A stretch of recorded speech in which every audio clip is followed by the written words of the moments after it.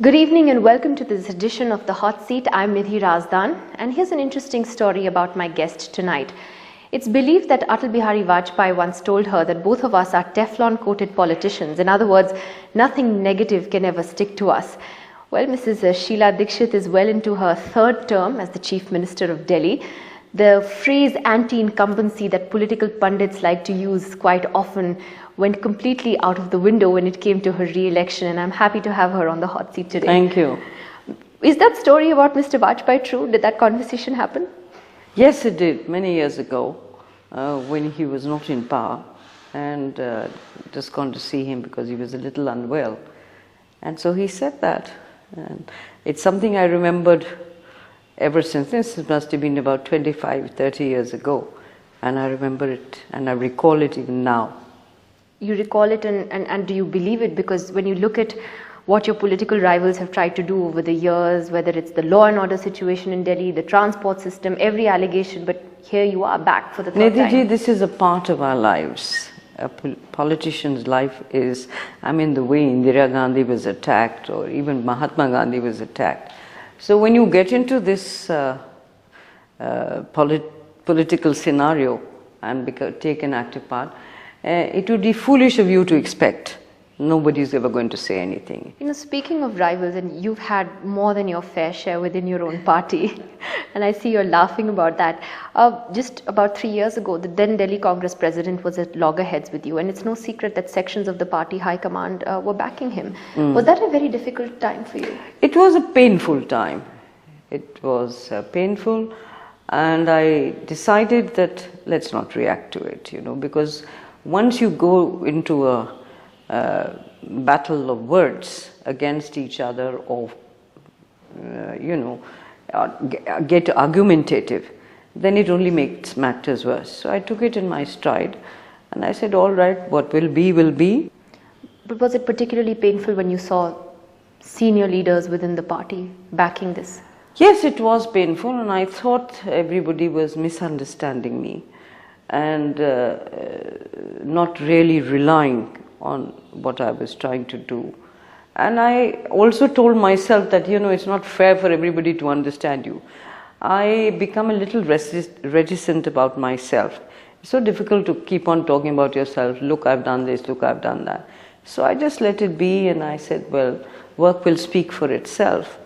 And it did start speaking, because there were people, and a vast majority, a greater majority, who were for what I was doing. But only their voices were somehow subdued, and those voices which were critical became louder, even though there were few. But as I said, this is a part of politics. I've seen it happening so many years that didn't come as a surprise. And then you had Sonia Gandhi the other day, full of praise for you at that rally in Delhi. Total contrast to some years ago. No, that is very, very kind of her. She's normally also very reticent about both criticism and praise. But she's, I really felt very touched, because for me, she is the leader of the party, no doubt about that. But she's also personally, I have a lot of admiration for her. Her character, her instincts to do the right thing. She never falters, where her personal approach to things is concerned. And I have enormous admiration, enormous affection for her. So politics apart. How's your personal equation with her? She's your neighbor. She lives down the road. No. In this Lutyens Delhi, we are not neighbors like other neighbors are in Delhi. We may be in the next house, but still you see miles apart. But she's always been very understanding, and whenever I have spoken to her, she's understood. And whenever she's taken a decision which may not be what I thought should be, it hasn't hurt me one bit. But of course, so you had disagreements with her. I wouldn't say disagreements, it's a point of view, you see. She gets so much information, and mine is not the last information. And that she takes from the people around her. People around her, or others who may be going to her, they have a perception. She arrives at some decisions. But my experience with her has been that when it comes to the crunch, she does take the right decision. And I have enormous faith in her, almost blind faith. When did you have a difference of opinion with her? Give us an example. Oh, there have been many times which I have given my opinion. I wouldn't call it a difference of opinion, and she's never discouraged. She never discourages anybody from saying what they like. In fact, I think she's more than tolerant. But she's, there have been differences. For instance, I sometimes feel that this person is not right or that person, but then she gets pressed by somebody else. And I understand that, pressures will be there. People will have their own agendas. People have their own perceptions. Are you talking about the Delhi Congress president or Jagdish Tytler? No, you see, I feel a little sad that Jagdish Tytler ji seems to misunderstand me. I have never said a word about him, and I don't intend to. Was it a mistake to even give him and Sajjan Kumar these tickets? Do you think that it should have been more thought out within the party? Look, you see, the reason why tickets were given to them were that they contested the last election in 2004, wasn't it? Yeah, 2004. Right. Now, they won, both of them very handsomely, and therefore there was no reason to deny them a ticket now. But should the party have just waited until the court's verdict was out? I think that would have been a wiser thing to do, and waited till this whole thing was over. Because they were elected, yes, last time, and nothing happened. It was just this court case that came there, and then this incident about the shoe throwing and all. It flared up. So I think the party... Did you express that opinion within the party that maybe we should have just waited, or we should wait until... Well, I did. I did say that let us wait, because we were, we were going into the election only in the third round. So there was time, they could have been told, but perhaps the parties thought otherwise. I have no, I don't want to say I said so or anything like that. No, that's not my way of looking at things, that's not my approach to things. Was the Prime Minister himself reluctant to give these tickets? The Prime Minister did not say anything, but he did not say anything. Yes or no or anything like that. But you got a sense? Because you see, there was this Nidhi ji, that last time they had won the election and no such issue had come up. Now you were talking about, the advisors, as it were, right at the top and the high command. And now there's this impression about the Congress party that you have this very powerful group of people close to the high command who are arrogant, who are powerful, and actually leave very little room for party democracy. Is that a fair assessment? No, I think it could be an assessment for the moment. But then if you look at Indira Gandhi's time, there was the kitchen cabinet and this and that and the other. All kinds of things like this I said. And I can tell you one thing, the moment a person gets near a leader or is perceived to be near a leader, and I can tell you that all leaders will consult many. But then, they get the flack. If you're not sitting there, then nobody's bothered about you, what you say or you don't say. But because you're sitting in a position perceived to be the most powerful or whatever it is, then you get the flack, and then you get the blames also. Let's be candid here that, you are now you're one of the most powerful political leaders now in the Congress party. And, what is powerful? And, well, you can be modest about it. And whispers have already started doing the rounds, perhaps future leader, that kind of thing. And that the higher you rise, the more those in the coterie want to bring you down. And that in fact the Congress has this tendency of shooting itself in the foot when it comes to these things. No, Nidhi ji, the coteries keep changing, So that is a part of the system, as many people believe. And historians say that Delhi is a place which is full of coteries through history, So that is there. But how am I powerful? You're a 3-time chief minister in a That's row. okay. That's pretty good. It's a tiny little state, and it's a capital of the country, no doubt. And the people have been recognized what the government has done. No, here, I'm the saying Congress that, do you see more people baying for your blood within the party now that you're politically, your star is rising even more? Nidhi ji, you believe me, I have no time to listen to gossip. Let me ask you the favorite political question of the season. We love asking this question to every leader, especially Congress leaders. But your assessment of, Rahul Gandhi as a potential prime minister in the future. You think he's ready? Look, he himself has said Not he's now. working extremely hard, and he's moving around the whole country, getting the grasp of what this country is all about. The huge differences in development and differences in requirements and all. He's understanding.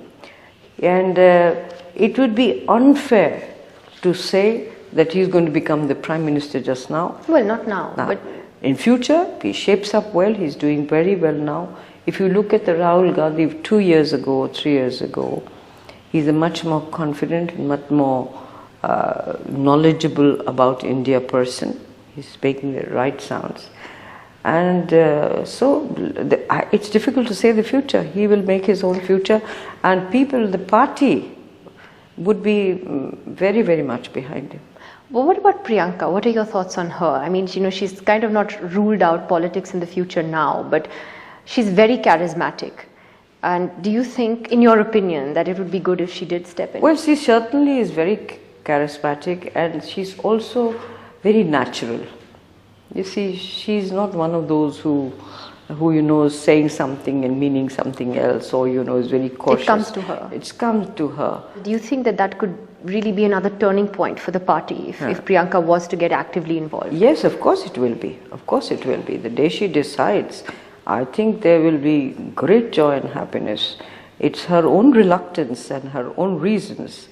But the party would welcome her with more than open arms. And I think if you compare the brother and the sister, they are kind of balance each other out, She comes out, he's a little cautious, but he's also learning, and he's truthful. You find her more spontaneous? He's developed into a much more spontaneous person now. And if you meet him personally, he is extremely eager to learn.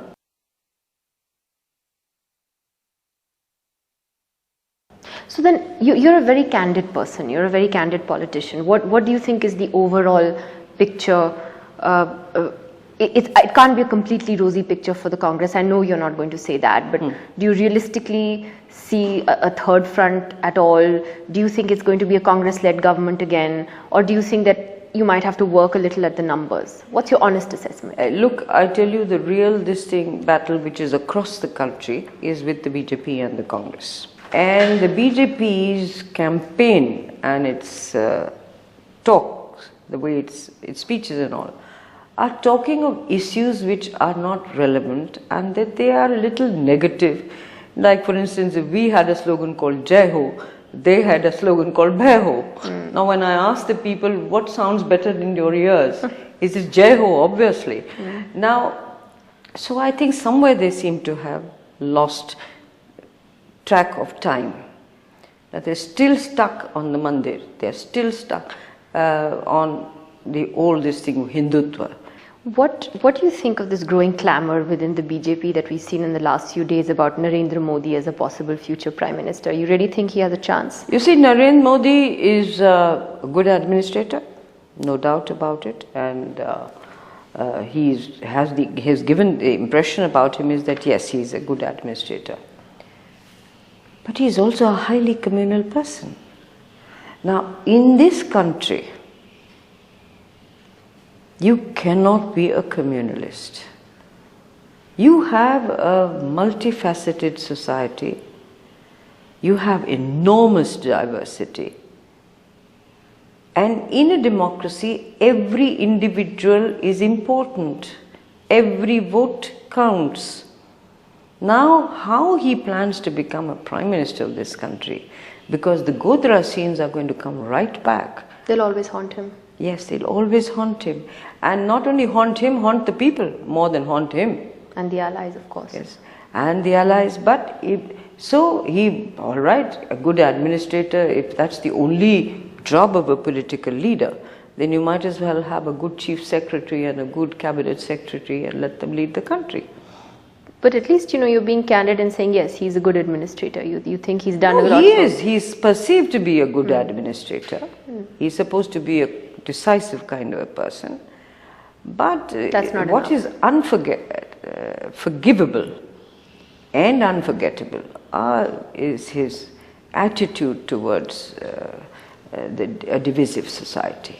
Now, I read somewhere that you have a strong desire to sit behind the wheel of a car and drive at 120 Yes, miles an hour. Yes, I do. Why? Oh, because I always drove myself straight after college. When I was 18, we used to get our driving license. I always drove my own car, and married. I never had a driver. And so now I have a driver. And sometimes I feel like getting behind the wheel and driving. But I'll tell you, everybody in the family refuses to allow me because I'm a very fast driver. Oh, really? I'll tell you a very funny incident when I was driving through. This was a good 20 years ago. I was driving through that Buddh Jayanti Park, the road, lonely road which joins Karol Bagh to this Chanakyapuri. I was driving at a merry 90%. 90? Yes. It was because the road was absolutely. So came a police fellow right in front of me. He said, "Madam, मैं आपको चालान करने वाला हूँ." मैंने कहा, "कहिए." He said, "आप 60 से ऊपर ड्राइव कर रही थी." I said, "नहीं, आपको गलत फहमी है, 90 पे कर रही थी." So he said, "अच्छा जाइए, आगे से मत करिए." But do you have a similar desire to drive that quickly on the political highway? Would you like to perhaps see a greater role for yourself in the central leadership now? I think that decision I would leave to the party who decides on that. I have at the moment got a job to do, which is the Commonwealth Games. And I think we need continuity for that. We should do that. And after that, whatever happens, I take it. But eventually, you'd like to have a bigger political role at the center?